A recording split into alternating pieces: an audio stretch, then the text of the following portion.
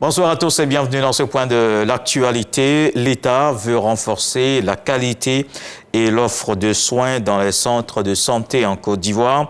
Pour y arriver, le personnel doit aussi s'impliquer davantage et réserver un bel accueil aux patients. Un code de déontologie régit désormais les professions d'infirmiers, de sages-femmes et maïeuticiens. Les députés ont adopté les lois en plénière à l'Assemblée nationale. Les parlementaires ont aussi donné leur accord pour d'autres textes au cours de la séance dirigée par le président de l'institution, Adama Bictogo. Allons maintenant à Yamoussoukro, au Sénat. Le ministre du Budget et des Finances était devant les sénateurs. Adama Coulibaly a défendu le projet de ratification de l'ordonnance relative à la lutte contre le blanchiment des capitaux, le financement du terrorisme et la prolifération des armes de destruction massive. Le reportage de Kader Sogodogo. Adama Coulibaly est au Sénat. Le ministre du Budget et des Finances est porteur au nom du président de la République d'un projet de loi de ratification. Il est relatif à la lutte contre le blanchiment de capitaux, le financement du terrorisme et la prolifération des armes de destruction massive. En la matière, depuis le 31 mars 2023, le Conseil des ministres de l'UEMOA a opté pour l'adoption d'un projet de loi uniforme. La Côte d'Ivoire, locomotive de l'Afrique de l'Ouest, ne saurait rester en marge. Cette nouvelle loi comporte des innovations, notamment le renforcement du rôle des cellules nationales de traitement des informations financières. La deuxième innovation porte justement sur l'élargissement du champ des personnes dites politiquement opposées. Ces deux innovations sont importantes qui vont nous permettre justement d'avoir un dispositif de lutte contre le blanchiment des capitaux qui soit le plus efficace possible.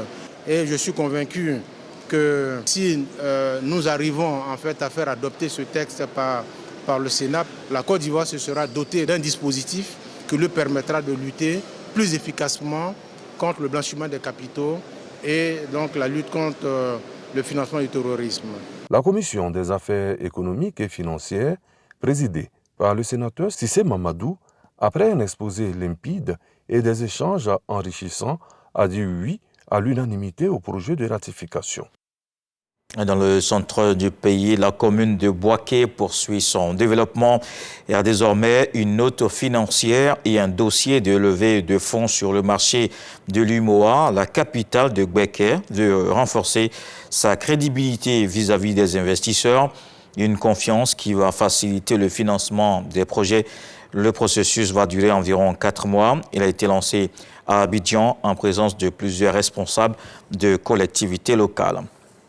Dans le reste de l'actualité en Guinée, le procès des massacres du 28 septembre s'est poursuivi ce lundi. L'un des avocats de Moussa Dadis Camara a plaidé. Maître Traoré affirme que son client est innocent. Il ne s'est rendu coupable d'aucune infraction. Bien au contraire, il a même pris des décisions pour répondre à l'urgence de la situation.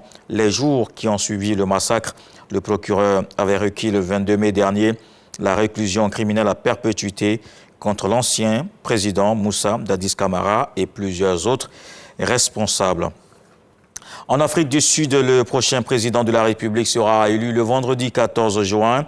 Les nouveaux députés vont se réunir à l'occasion de la première session de l'Assemblée nationale. Le Congrès national africain, au pouvoir depuis la fin de l'apartheid, n'a plus la majorité absolue.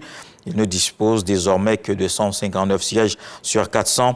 Le président Cyril Ramaphosa a appelé à former un gouvernement d'union nationale. Des discussions internes se sont poursuivies au cours du week-end, particulièrement au sein de la plus grande formation d'opposition, l'Alliance démocratique, qui a obtenu 87 sièges.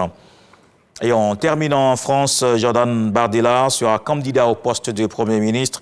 L'annonce a été faite ce lundi matin par son vice-président Sébastien Chenu au lendemain du scrutin et de l'annonce de la dissolution de l'Assemblée nationale. Le président du Rassemblement national tend la main aux Républicains en vue des législatives. Bardella a eu des discussions avec certains de leurs cadres, reconnaissant qu'ils étaient difficiles de gagner seuls. Le patron du RN a eu un entretien avec Marion Maréchal du parti Reconquête. Elle a déclaré être favorable à un rassemblement entre Reconquête et le Rassemblement national. La suite avec les infos régionales, on se retrouve à 20h pour la grande édition.